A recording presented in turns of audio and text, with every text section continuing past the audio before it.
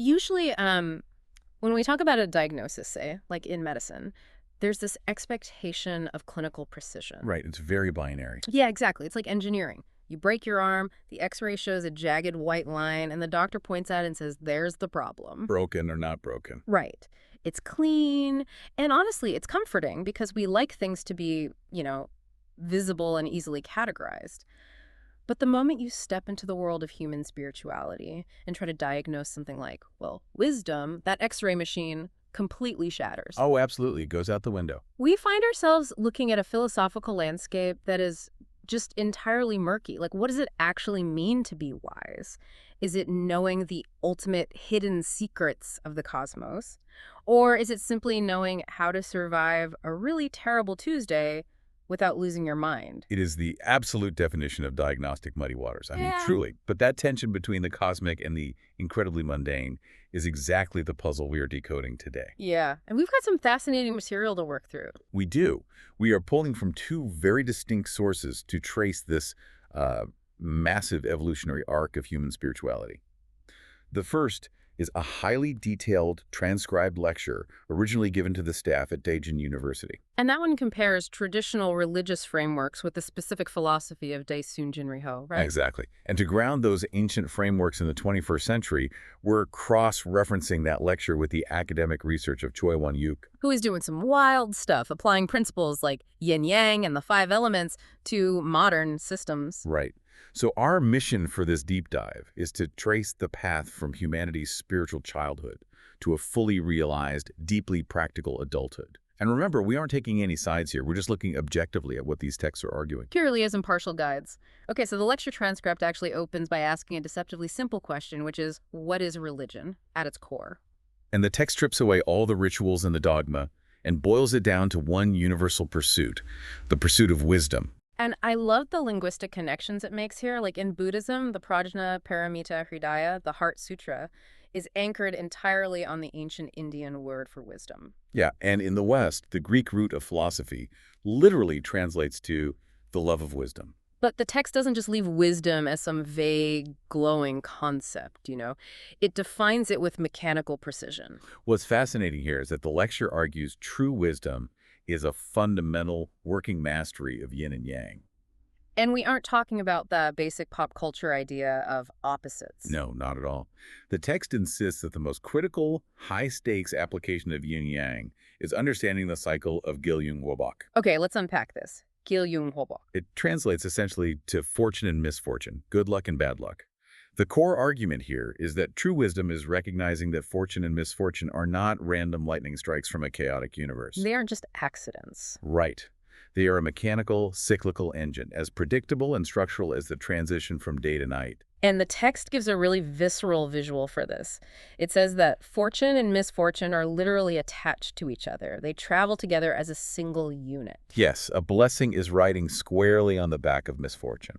It makes me think of peeling a prickly chestnut. Like, if you grab it... You get stabbed. Right. You get stabbed by the spikes, you scream at it, and you throw it away. But if you do that, you starve. You miss the food entirely. You miss the calories inside. Exactly. The painful spikes are the exact protective layer you have to carefully bypass to get the reward. That is the perfect analogy for what the text is arguing. When a misfortune hits you, like you said, when you have that terrible Tuesday, if you react with rage, if you curse your circumstances and fight the reality of the moment, you blind yourself. You throw the chestnut away. Exactly. You actively push away the fortune that is attached right behind the pain. The literal mechanism that allows you to grab the blessing is the act of enduring the misfortune. Wow. Just letting it pass over you without losing your center. Yeah. It completely reframes spirituality from this passive, hopeful wishing into an active psychological tool. So if you truly understand the yin-yang of fortune and misfortune, you stop being a victim of your circumstances. You know the misfortune is just the vehicle delivering the fortune. Precisely. You stop viewing a bad day as a cosmic punishment and start viewing it as the necessary, unavoidable precursor to a good day. It's an incredibly pragmatic way to process suffering. Which is so useful for, daily life. But if wisdom is a practical tool for navigating life, how have historical religions actually instructed us to use it? Because this is where the lecture makes a massive pivot. It really does. It starts evaluating where human focus has been directed for the last few millennia. And according to the text, the traditional spiritual goal has almost always been directed outward and upward. Looking away from ourselves. Right. It introduces two massive historical concepts. The first is Sangtung Chenmen, which translates to mastering heavenly signs or astronomy. It's the drive to know the hidden secrets of the cosmos. Staring at the stars. Exactly. And the second is Hadalgiri, which is understanding earthly principles or geography. The historical finish line for spirituality was achieving divine communication, knowing everything from the heavens above to the earth below. But the lecturer argues that by focusing so intensely on staring up at heaven and staring down at the earth, traditional religions developed a massive blind spot. Like, they completely missed the middle. They missed us. Yeah, they missed human beings. It begs the question, what good is unlocking the esoteric secrets of the universe if you have no idea how to interact with the person standing right in front of you? And this is the exact contrast the text draws between traditional thought and the philosophy of Daesum Jinriho.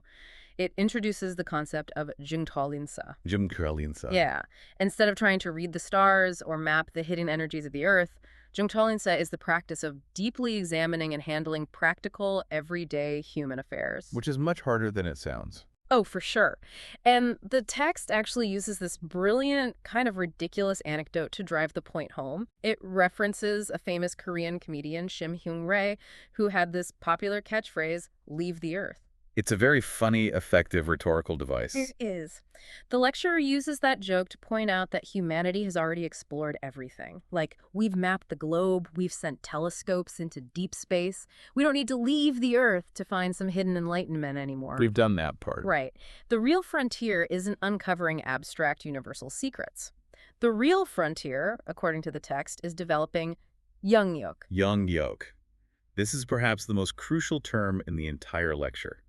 It translates to the practical capability and extraordinary capacity to act. Capacity to act? Yes, let's really unpack what that means. It's not just having good thoughts. It's not sitting on a mountaintop meditating on the void. It is the raw, functional capacity to act within the human realm, to solve human problems right here, right now. So it's the transition from being a passive philosopher to being a highly capable actor in society. So if I'm understanding the text correctly, it's arguing that centuries of meditation and prayer were just preparation. But preparation for what? Like, why does human spirituality suddenly have to shift from the theoretical to this exhausting-sounding practical action? Well, to explain the why, the lecture maps the entire evolution of global spiritual movements onto the biological process of growing up. Oh, that's interesting. Yeah, it uses a traditional Eastern framework called the 12 stages of life to categorize how human consciousness has matured. Walk us through how that maps out, because the text gets highly specific here. Okay, so it starts at the very beginning of the cycle with the stage of pote, which means conception. This is the stage of pure creation, of nothingness just beginning to form into something. And the text associates this stage with Taoism. That makes complete evolutionary sense. Yeah. Taoism is deeply focused on the void, the natural flow, the formless way of early creation. It's sort of the spiritual equivalent of a blank slate. Exactly. But a conception must eventually grow. So moving chronologically, the text brings us to the next stage, Yansang, which means nurturing. Okay. You now have a physical body and a mind, and those raw elements need to be formed and disciplined. The lecture associates this nurturing stage with Buddhism. If I think about the quintessential image of Buddhism, it's a monk sitting perfectly still. It's internal mastery. It's like a child being taught to quiet their mind, regulate their emotions, and understand their internal self before they do anything else. Yes, the focus is entirely on the internal architecture. But once the internal self is nurtured, the child has to step outside. That brings us to the stage of Yogde, which roughly translates to learning or clothing. Going out into the world. Right. This is the stage where the child goes out and has to learn basic etiquette, the rules of society, and how to operate alongside other human beings. The text maps this stage perfectly to Confucianism. Because Confucianism is essentially an operating manual for society. It's entirely about social order, rituals, knowing your place, and managing relationships. So we move from the void of Taoism to the internal discipline of Buddhism to the external societal rules of Confucianism. That is the evolutionary arc. But this is where the lecture makes its most provocative claim. It argues that humanity has finished these childhood and adolescent We're phases. done with them. Right. The current era demands the next evolutionary stage, Guanwang, which translates to adulthood or crown prosperity. And the text aligns Daesun Jinriho with this adulthood stage. Here's where it gets really interesting, because I need to stop you there. Adulthood. I was reading the source, and the lecturer literally brings up a massive common criticism here. Oh yeah, they tackle it head on. Yeah. Critics look at this Daesun framework and they just call it a jjang, Right. which a janjang is a Korean spicy mixed noodle soup. It basically implies a chaotic mashup of leftovers. The critics are arguing, how is this a new evolutionary stage? You're just taking Taoism, Buddhism, and Confucianism, throwing them into a blender and calling it a new religion. Isn't this just spiritual plagiarism? It's a very sharp critique. And the fact that the text addresses it directly shows a lot of confidence in its own underlying logic. Right. The rebuttal the lecture offers is actually deeply profound if you look at the mechanics of human development. I mean, think about what an adult actually is. An adult is not just a random, chopped-up mashup of a child's experiences. Okay, I see where you're going. When you become an adult, you don't delete the fact that you were conceived or nurtured or schooled. An adult naturally contains every single lesson they learned in those earlier stages. Yeah, you don't forget how to tie your shoes. Exactly. But what makes them an adult isn't merely the collection of those past experiences. It is their newfound independent capacity for action. It's the difference between learning the alphabet, learning grammar, reading books, and then finally sitting down to write your own novel. That's a great way to put it. The novel contains all the previous lessons, but it is an entirely new, independent creation. That's a brilliant way to frame it. The traditional religions, Taoism, Buddhism, Confucianism, are not framed by this text as being incorrect. They aren't wrong. Right. They are framed as the vital, necessary childhood stages of humanity's spiritual development. They were the training ground. But in the Guanwang stage, the adulthood stage, you are no longer sitting in a classroom learning rules. Yeah. You are no longer sitting in a temple just calming your mind. You are expected to step out and take real responsibility for the world. You are expected to execute that Zheng Chalensa, handling complex human affairs with the Yangyuk, the capability you developed during childhood. The text even mentions that this adulthood means taking ultimate responsibility for your ancestors, honoring them in a way a dependent child simply isn't capable of. Because the child needs to be cared for. Right. An adult cares for others, both past and present. The childhood of human consciousness was about passive observation and internal learning. The adulthood of human consciousness is about capable, responsible, external action. And this transition from theoretical observation to practical action isn't just an ancient, mystical concept locked away in a text. It is a highly structured, rigorous subject of modern academic study, which is actually the perfect bridge to our second source. Yes, the academic work of researcher Choi Won-suk. This is where we see what Guanwang practical adulthood actually looks like in the modern world. Right. Choi's entire platform is dedicated to taking these ancient frameworks like yin-yang and the 5 elements and proving that they are active software for modern systems. And the way he does this completely shatters the idea that these are just antiquated Eastern traditions. One of his core research focuses is the autonomous modernity of these philosophies. Let's explain that because it's a really dense term. It is. Autonomous modernity basically means that modernization doesn't just equal westernization. We often assume that for the East to modernize, it had to adopt Western capitalism and Western scientific frameworks. Which is a huge assumption. Exactly. Choi's research argues that these Eastern philosophies, like Donghak and Daesun thought, have their own intrinsic, built-in evolutionary paths to modernity.